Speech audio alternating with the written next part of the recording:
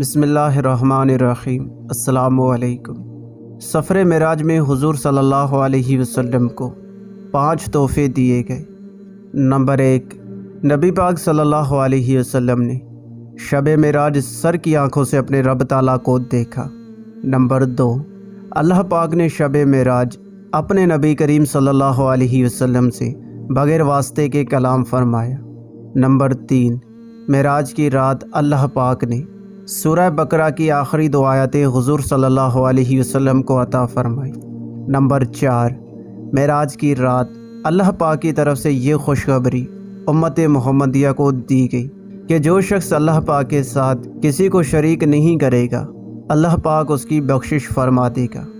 Number 5, नमाज जो हुज़ूर सल्लल्लाहु अलैहि वसल्लम के सदक़े हमें नसीब हुई।